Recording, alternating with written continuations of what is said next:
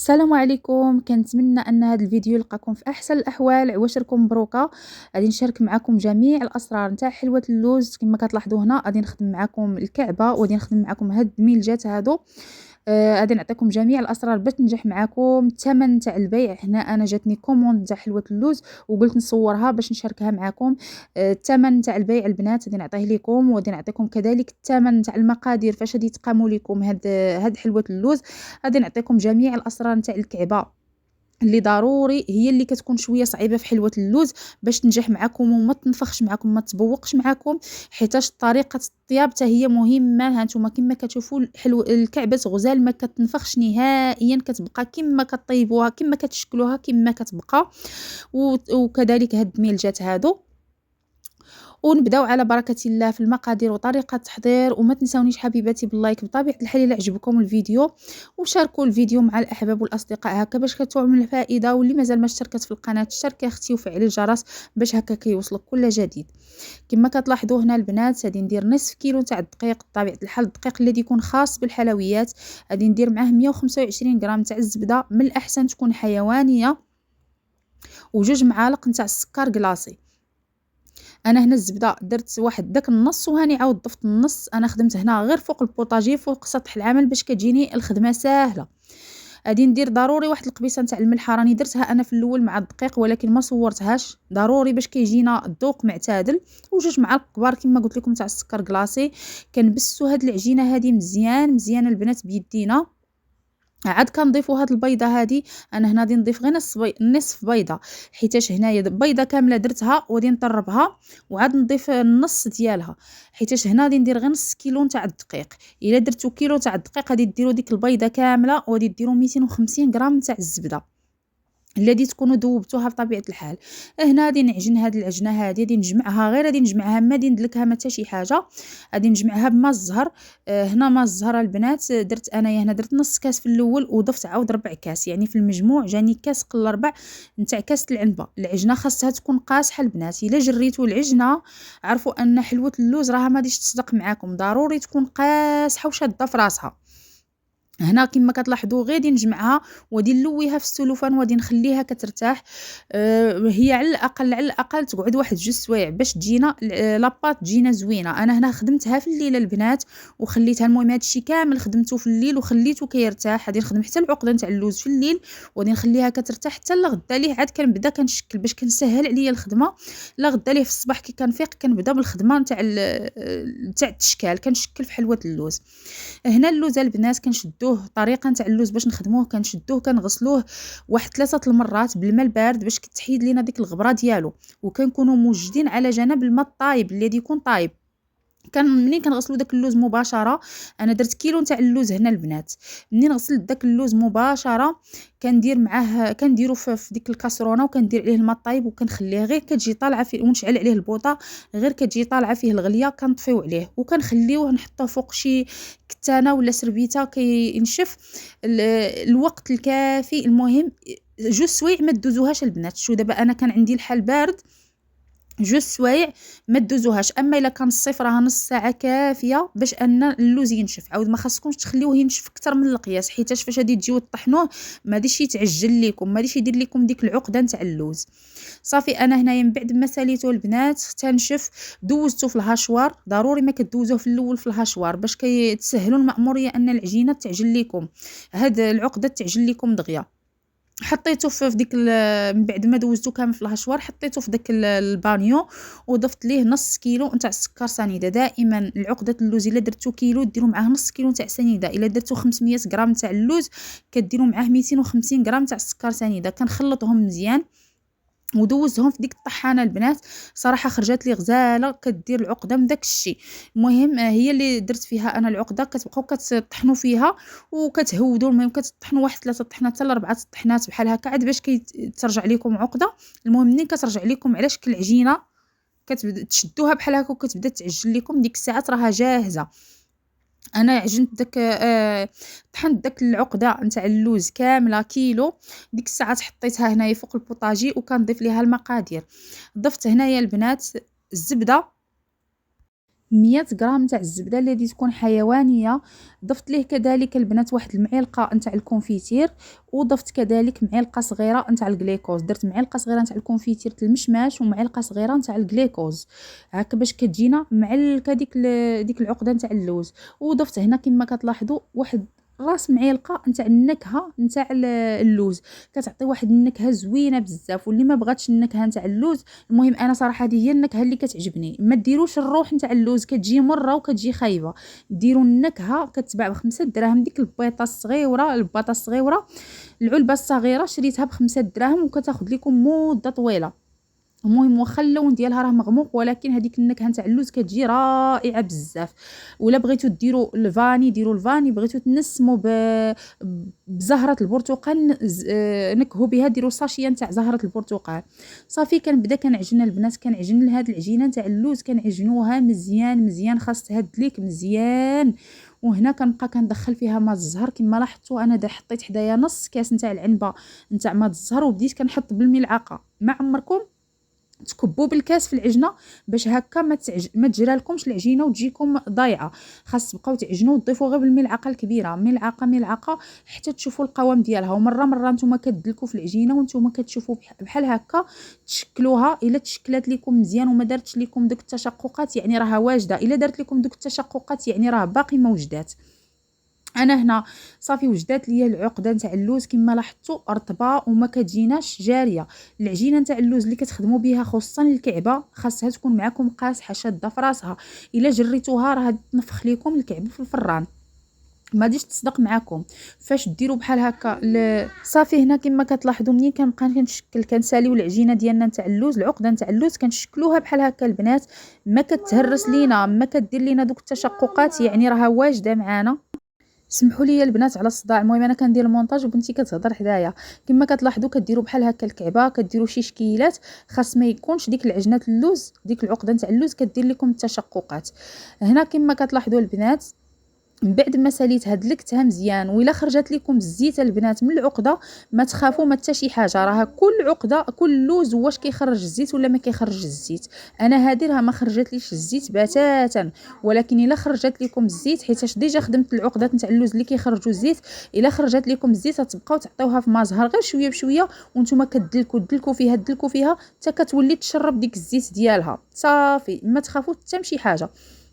من بعد ما ساليتها البنات كما لاحظتوا نص كاس بقات لي فيه ديك الجغيمه. انا غادي نعطيكم جميع المهم انا نعطيكم بالملعقه العبار، غادي نكتبوا لكم في صندوق الوصف باش هكا تعرفوا المقادير. بقات لي ديك الجغيمه يعني نص كاس ما عامرش، يعني 4 كاس جاتني في هذه العقده هذه نتاع اللوز. المهم انا غادي نكتب لكم في صندوق الوصف بالملعقه. صافي انا درتها في السلوفان حتى هي وخليتها باتت ليله كامله، كنديروهم في الثلاجه ونخليوهم. المهم انا كنقول لكم من الاحسن خدموا بالليل وفي الصباح صبحوا كتشكلوا باش كتجيكم الخدمه سهله، كتفرقوا عليكم الخدمه ما كتحسوش بالتماره ديالها. اولا الا كنتو مزروب عليها خليوها بعدا واحد 2 سوايع كترتاح، لا العقده نتاع اللوز ولا هاد لاباط نتاع اللوز باش تجيكم سهله. صافي انا خليتها الليله كامله. في الصباح فاش فقت بديت كنوزن بحال هكا في الغرامات. ضروري ما كتشكلوا العقده ديالكم البنات باش يجيكم كلشي بحال بحال. انا درت 16 غرام، ديروا 16 غرام حتى 17 غرام ما دوزوهاش البنات باش يجيوكم الحبه هي هذيك تجيكم قاده، تجيكم الحجم هو هذاك، ما يجيكمش كبير بزاف ويجي المهم كيجيو محدقين. هذا هو الشكل ديالهم. هنا انا البنات درت فيهم 17 غرام اللي درت فيهم في الكره نتاع اللوز. صافي وهنايا كندوزو لاباط كنقطعوها بحال كندوزوها شويه في الدلاك وكندوزوها في ديك ضروري البنات اللي كيخدموا لي كوموند خاص تكون عندكم ديك الوراقه، هي اللي كتعاون بزاف. صافي كنخرج في الغليظه كاع النمره الاولى رقم 1 كنخرج فيها العجينه كتكون غليظه شويه، ومن بعد كنخرجها في اللي قبل الاخرانيه. انا عندي النمره 6 يعني كنخرجها في النمره 5. كترجع بحال هذا الشكل هكا باش ما كتجيناش رقيقه بزاف. ما نخرجوهاش في النمره كاع 6، كنخرجوها في النمره 5. دابا بحال مثلا انا عندي هاد الورقه فيها النمره 6 كنخرج في النمره 5. الا كانت عندكم في النمره 7 غادي تخرجوا في النمره 6 باش ما تجيكمش الورقه رقيقه بزاف لاباط، حيت حنا كنزيدوا نحطوا فيها العقده بحال هكا وكنبقاو كنجبدوا فيها وكنكبروا كنجبدوا في هذه العجينه هذه يعني مع العقده. يلاه كتجي هي هذيك.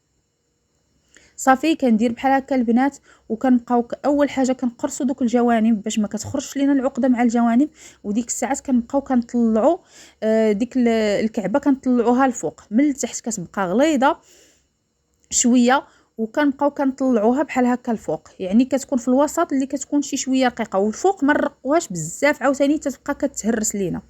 صافي وكندوزو بالجراره بحال هكاك وكنحطوها في شي لاطه اللي كنستوها وكنخليوها تنشف. دابا غادي ندوز معكم البنات للدميلجات. هنا نتوما كما كتشوفوا العقده منين باتت كنوريها لكم، منين باتت وارتاحت عاوتاني شدت حقها يعني في الراحه، شوفوا كي كتجبد وكتجي جايه معلكه، وفي نفس الوقت راها قابطه راسها، يعني راها ما جارياش، كتكون قاصحه باش هكا تصدق معنا حلوه اللوز. المهم سمحوا لي الا كنعاود لكم الهضره وكنعاودها، المهم كنعاودها لكم باش تفهموا. البنات المبتدئات بزاف اللي عندي داخلين بنات مبتدئات ما كيفهموش الطريقه، يعني يلا اول مره كيبغيو يخدموا شي حاجه خاصني نفهمها لكم مزيان مزيان. كما كتشوفوا هنا انا حتى هاد الكويرات هادو اللي درت بهم هاد الدميلجات هادو حتى هما فيهم 17 غرام. المهم كلشي درت فيهم 17 غرام، ديروا 16 ولا 17 غرام، ما دوزوهمش باش ما يجيوكمش كبارين بزاف. صافي بحال هكا البنات كنبسطها واحد شويه على شكل شريط وكنحطها فوق العجينه، واحد شويه كتكون زايده عليها العجينه، وكنولي عاود نقلب، وتكون عاوتاني فاش نقطعوا بالجراره عاود تكون العجينه من الجانب الاخر شويه زايده عليها. هانتوما فاش كتشوفوا فاش كنلصق عليها العجينه وكنستعنوا بشويه الدقيق بحال هكا وكنقطع، يعني باش كنبغيو كنبغيو نخدموا باش ما تلصقش لينا نتاع هاد ديك العقده. العجنه تجينا ساهله بحال هكا في الخدمه، غير واحد شويه نتاع الدقيق ماشي بزاف كما كتلاحظوا، باش ما يجيناش بيض عاوتاني تبطحين، غير باش ما تلصقش لينا وصافي. صافي البنات فاش نقطعوا بحال هكاك ما يكونش عندنا العجينه زايده بزاف مع الجوانب، وكنلصقوها بحال هكا، كنديروا واحد شويه الماء باش كنلصقوا هاد الجوينبات هادو، باش منين كطيب في الفران ما كتفرقعش لينا، كتجي لاصقه الجنب على الجنب وما كتحلش، كتبقى هي دميلجات كيبقاو بحال هكا مدورين. صافي وكنبقى كنقرص بداك القراص البنات اولا المنقاش، كل واحد وشنو كيقول ليه. المهم كنديرو في الدقيق، وكما لاحظتوا هذاك المنقاش البنات كيكون مبسط بحال هكا، ما كيكونش معوج، كيكون مبسط وكيكونوا عنده سنينات صغيورين باش كيجينا داك الشكل زويون في النقش. داك اللي كيكون مدور شي شويه راه كيكون خاص بالكعبه، هذا نتاع الدميلجات راه كيكون مبسط. صافي فاش كنحط البنات هذا الشريط هذا نتاع اللوز كنبسطو شي شويه، كنحطو على العجنه، كناخذوا العبار ديالها كنقلبوا من هذا الجهه ومن هذا الجهه، وكناخذوا العبار ديالها. المهم هو الفيديو كما كتشوفوا راه شارح راسو براسو، الطريقه شارحه راسها براسها. كنديروا هنايا شي شويه الماء بحال هكا، وكما كتشوفوا كنخليو العجينه من الفوق شي شويه زايده، حيت فاش غادي طيب في الفران راه غادي تبقى تخرج لكم ديك العقده، كتبقى كتنفخ شي شويه، كتجي هي هذيك مع ديك الطريبيشه من اللي من الفوق. وإلا تسدات لكم ديك الطريبيشه من الفوق نبقاو نحلوها بحال هكا بيدينا، ما تجيش مسدوده. صافي كنديروا الماء باش كنلاقيو دوك الجوينبات كما كتلاحظوا، وكنبسطوهم حتى هما كيجينا باش يجينا داك القرص كامل قد يعني ماشي تجينا جهه غليظه وجهه رقيقه. صافي كنبقاو نحطو داك المنقاش في الدقيق، ونبقاو ديك الساعات نقرصو به. ها نتوما كما كتشوفوا الطريقه نعاود معكم وحده، كنحطوها على هاد الجوينب وكنقلبوها، وكنوليو عاوتاني تنقطعوا العجينه تكون زايده شي شويه من الفوق، كنستعنوا بشي شويه الدقيق وكنبقاو كنبسطو، وكنلاقيو هاد الجوينبات هادو بحال هكا. ما تكونش عندنا العقده البنات خارجه، يكون عندنا العجينه اللي تكون زايده عندنا شي شويه مع الجنب باش ما تخرجش لينا العقده في الطياب. هانتوما كما كتشوفوا داك الجنب فاش لقيتو مع الجنب، يعني داك الجنب الاخراني راه كان فيه العجينه اللي تكون زايده من الفوق. وكنبداو بداك الجنيب اللي لصقناه هو الاول كنقرصوه مزيان باش كيبقى لاصق لينا، وكنحطوه ديك الساعات. انا البنات هنايا كنت خدمتها في الصباح وبقات ليا العشيه كامله والليل كامله، حيتاش ما كانش عندي الوقت باش نطيبهم هما. كلما يبست هاد الحلوه اللوز كلما احسن. المهم انا لا غدا ليه في الصباح، كينط في الصباح بديت كنطيب فيه حتى كيبسوا، عاد كنطيبوهم. المهم الفران في هاد الاثناء البنات راني درتو كيسخن غير واحد شويه على 150 درجه من الفوق ومن التحت. وصافي غادي ندخل انا هاد الدميلجات هما الاولى كيطيبوا، عاد غادي ندخل الكعبه. هنا راني كنستفهمها البنات حيتاش عندي جوج لاطات كنبعد لاطه على لاطه، وهنا الكعبه بديت انا كنتقب فيها على ما يسخن شي شويه الفران باش غادي ندخل هذوك الدميلجات. انا كنوريكم هنايا البنات الكعبه ضروري بشحال ما تكيناها مزيان بحال هكا تقبناها مزيان بشحال ما كتجينا مزيان في الطياب باش ما تنفخش لينا. راكم الا ما تقبتوهاش البنات عرفوا ان الكعبه كي تدخل الفران غادي تنفخ لكم وغادي تبقى كطرطق لكم، غادي تجيكم مطرطقه. كنتقبوه من الفوق ومن التحت بحال هكا، كنديروا شي يبره اللي كتكون خاصه، ما نديروش كيغدون غادي يجينا التقبه غليظه وباينه. كنديروا يبره تاع الخياطه اولا فنيته كنخليوها خصيصا بحال هكا تكون معقمه ونخليوها خصيصا البنات لهكا الحلوه اللوز. كنتقبوا من القدام حتى كتخرج الابره من اللور، يعني كتجي التقبه باينه باش كيجينا باش فاش كيطيب طيب هاد الكعبه هذه البنات ما كتنفخش لينا. المهم شحال ما تقبناه شحال ما مزيان. ذوبت انا هنا الزبده البنات، الزبده تكون حيوانيه، المهم زبده سبيسيال اولا المهم زبده حيوانيه اولا الزبده الحيوانيه المهم اللي كتكون ناقصه شي شويه في الثمن. صافي هنايا البنات كندوبها حتى كترجع نوازط، ما كيبقاش فيها داك الماء ديالها. الا بقى داك الماء وبقيتو كديروها بحال هكا غادي تضيع لكم، غادي ترطاب لكم ديك العجينه والمهم غادي تضيع لكم. خاصها ترجع نوازط وديك الساعات كنبقى كنحشي فيها الكعبه باش كتجيني ساهله وكنحطها. ما تخافوا ولا حتى شي حاجه تقولوا كثرنا الزبده ولا يلاه كتشرب لكم الزبده فاش كطيب وكتجيكم العجينه كتذوب في ديك لاباط، كتجيكم كتذوب في الفم، كتجي هشيشه لواحد الدرجه زوينه بزاف. بغيتو دهنوا غير بالبانسو تشدوا البانسو تبقاو كدهنوا به دهنوا به، الا ما بغيتوش تضيعوا الزبده بزاف. انا هذه هي الطريقه ديالي كتجيني سهله وفي نفس الوقت الكعبه كتجيني محمره وعاطيه واحد اللون زوين بزاف. هنا الفرانه البنات كما لاحظتوا انا هنا بديت بهاد الدميلجات هما الاولى طيبتهم حتى كيرجع اللون ديالهم بحال هكا وكنخرجهم كيبقاو بويض، ما كنخليهم شي يحمر ومن التحت منين يبدا يحمر لكم من التحت ديك الساعات راهم طابوا. كنحطهم في الوسط وكنخليهم ديك الساعات كيطيبوا هاد الدميلجات. اما الكعبه البنات درتها في الفرانه البنات 150 درجه شاعل من الفوق ومن التحت، ولكن كما وريتكم كنحط الكعبه الصينيه تاع الكعبه كنحطها في الطبقه التحتانيه كاع على 150 درجه من الفوق ومن التحت وكنخليها كطيب حتى كتشرب ديك الزبده وكنردوا معاها البال. غير البنات كتبدا كتحمر ليا من تحت الكعبه كنطلعها الفوق تكمل الحموريه ديالها غير كتذهب شويه وكنخرجوها حيت هادشي كنحطوها على برا هي راها كتكمل الطياب ديالها، اللوز كيكمل الطياب ديالو ديك الكعبه كتكمل الطياب ديالها. صافي البنات من بعد ما طابوا لي انا هاد الدميلجات هادو شديتهم من الناباج دهنتهم مزيان بالناباج وكندهن مره واحده وكندير اللوز كونكاسي. انا كنت نقصت 100 غرام من داك الكيلو نتاع اللوز خليته غير كونكاسي بوحديتو فاش دوزته في الهاشوار خليته هكاك بوحديتو كونكاسي وحمرته شي شويه صافي وبديت كنحط فيه ديك الدميلجات وليت دخلتهم للفران غير واحد 5 دقائق ولا 10 دقائق وتخرجوهم غير كتنشف ديك الناباج كينشف واحد شويه في الفران وكنخرجوه باش كيعطينا اللون شويه زوين وكيعطينا داك البغيون لحلوه اللوز. خاصها تدهن بحال هكاك. الكعبه من بعد ما طابت البنات حتى هي شديتها دهنتها بالناباج ودرت لها دوك الجوينبات بحال هكا حتى هما باللوز كونكاسي ودخلتهم للفران.